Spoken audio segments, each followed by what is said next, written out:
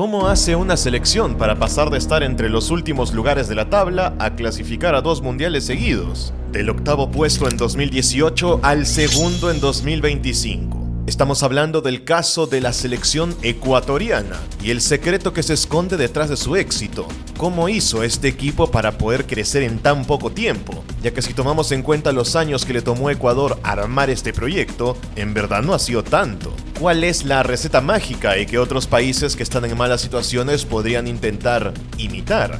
Ecuador se ha convertido por ahora en la selección sudamericana de mejor rendimiento en la eliminatoria solo después de Argentina. Son el equipo que menos goles ha recibido y el segundo que más puntos ha hecho. Empatados con Brasil, pero superándolos por la diferencia de gol.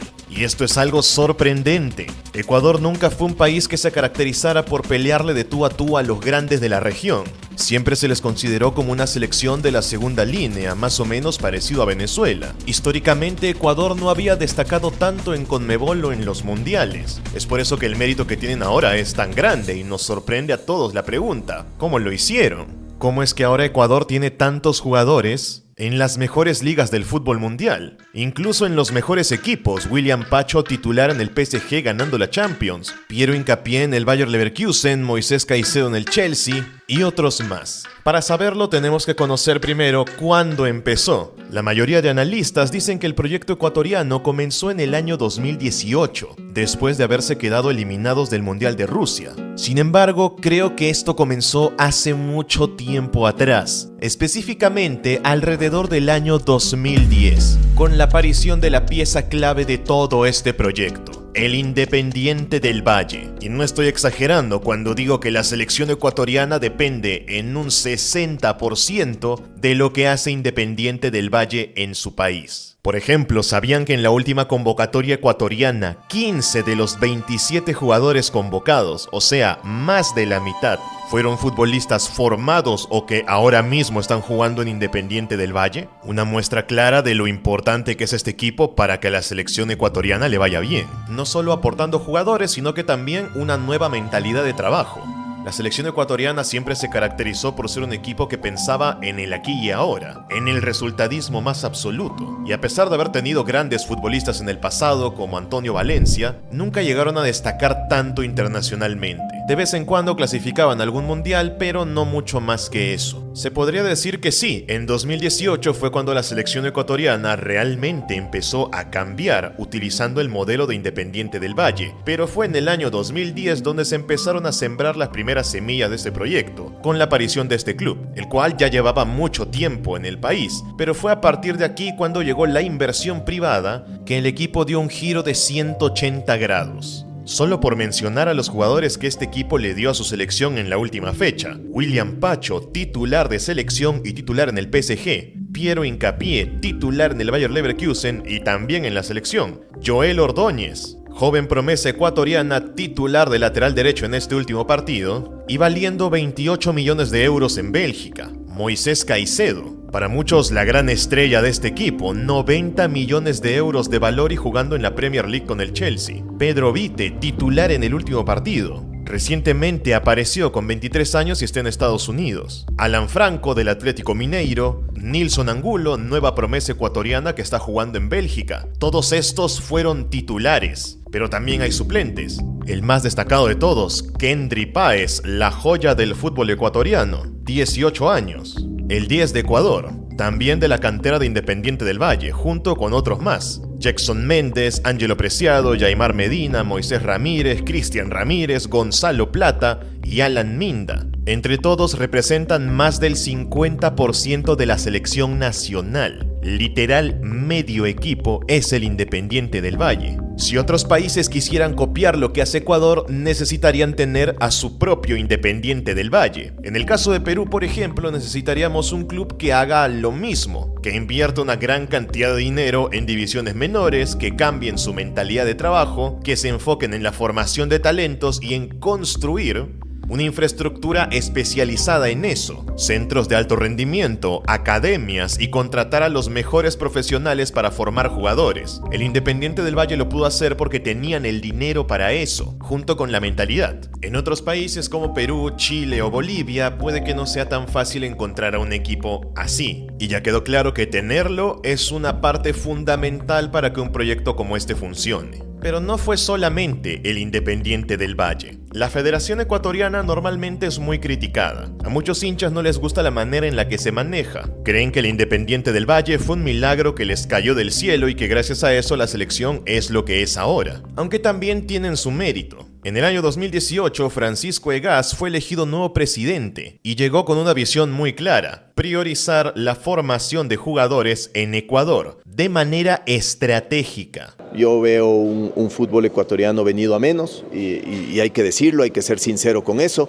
Yo creo que los hinchas de todos los equipos, y no voy a nombrar a los equipos, pero están con que mi equipo juega mal, el otro mi equipo también juega mal, mi equipo también juega mal. Y son los que van primero, segundo, tercero, cuarto en la tabla, ¿no? Mi equipo juega mal, mi equipo juega mal. La prensa pasa discutiendo lo mal que juegan los equipos y a mí me preocupa un fútbol que está perdiendo nivel y un fútbol que está perdiendo la capacidad de competir internacionalmente, sobre todo en la Copa Libertadores. Destinó una buena parte de los recursos a la selección sub-15, sub-17, sub-20, en cierto modo copiando el modelo que tenía Independiente del Valle, que se había visto que era el que mejor funcionaba. Un equipo que se mantiene no por la gran cantidad de hinchas que tiene, sino por las grandes ventas de jugadores que hace. El estadio del Independiente del Valle solo tiene capacidad para poco más de 12,000 personas, porque el club claramente no prioriza eso, prioriza a sus jóvenes promesas, y en la selección quisieron hacer lo mismo, dándole a los jóvenes ecuatorianos una formación no solo futbolística, sino que también profesional, enseñándoles a jugar al fútbol, pero también intentando enseñarles a ser personas de bien, ayudándolos a tener estudios, que puedan tener una carrera en el futuro y que no toda su vida gire alrededor del fútbol. Este literal es un modelo calcado de lo que en su momento fue la Masía en el Barcelona, donde el gran lema era que ellos no solo forman jugadores, sino que también forman personas. Y eso, en Sudamérica, donde estamos acostumbrados a ver jugadores que se la pasan desperdiciando sus carreras por malas decisiones, es algo que te aporta muchísimo, aunque tampoco es infalible. También han habido casos en la selección ecuatoriana y con jugadores de Independiente del Valle que han tenido indisciplina, se han ido de fiestas y más cosas. Otro punto crucial para esto fue Gustavo, el entrenador sin el cual yo creo esta selección ecuatoriana no sería lo que es.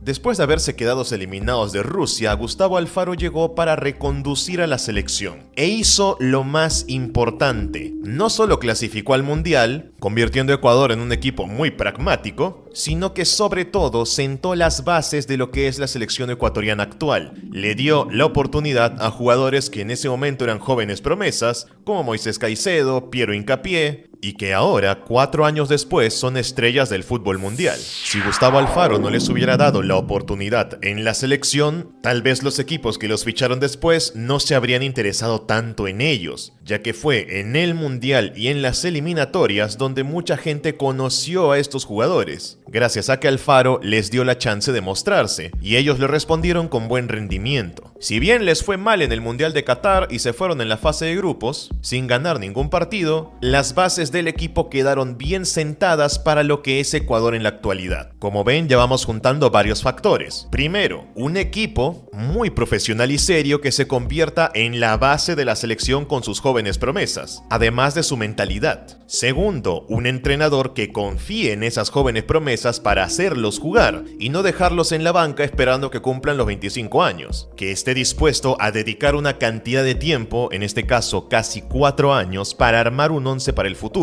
y en el camino hacer puntos. Tercero, una federación que sepa entender cuál es su lugar y quiénes son los que más saben de fútbol. La Federación Ecuatoriana ahora es muy criticada, como todas las federaciones sudamericanas, pero en su momento tomaron buenas decisiones, copiando lo bueno. Y un cuarto factor que no se suele mencionar tanto, una generación de jugadores que justo coincida con todo lo demás. Porque está claro que futbolistas como Moisés Caicedo no aparecen todos los años. Y si aparecen, si no tienes una buena captación de talentos, es probable que se te pasen. En eso Ecuador mejoró muchísimo, por eso para ser un país de solamente 10 millones de habitantes, tienen a tantos jugadores en el extranjero y algunos siendo carísimos, porque el sistema de captación de talentos es de primer nivel. No se les escapa ni uno, les dan oportunidad a todos, y entre tantos que prueban, algunos cuantos salen muy buenos y esos son los que están en la selección ahora. Por eso la selección es tan joven, los más experimentados tienen como 30 años, incluso ellos siguen siendo jóvenes. Ahora Sebastián Becachese, que fue el reemplazo de Félix Sánchez Vaz, el antiguo entrenador que reemplazó a Alfaro, está siendo duramente criticado porque creen que no está aprovechando todo el potencial que esta selección ecuatoriana tiene. Becachese llegó después de la Copa América, dirigió 10 partidos, ganó 5 y empató 5. La mayor crítica que le dan es que Ecuador juega feo cuando van de visita. No tienen un fútbol tan vistoso con la calidad de jugadores que tienen. Sienten que es un poco conformista, aunque no se le puede negar que ha conseguido los resultados necesarios como para estar en el segundo lugar de la tabla. Aún así, la exigencia en Ecuador ha crecido muchísimo, tanto que incluso algunos hinchas lo quieren afuera de la selección, porque creen que si lo mantienen para el Mundial será la misma historia de siempre, que Ecuador irá solo para aprender, cuando Ecuador tiene que ir al Mundial para sorprender, para que vean cómo va subiendo la vara de la exigencia conforme un equipo va consiguiendo resultados. Ecuador hace bien en apuntar cada vez más alto, y solo pensar que con Sebastián Becachese están en el segundo lugar sin sacarle todo el potencial a la selección,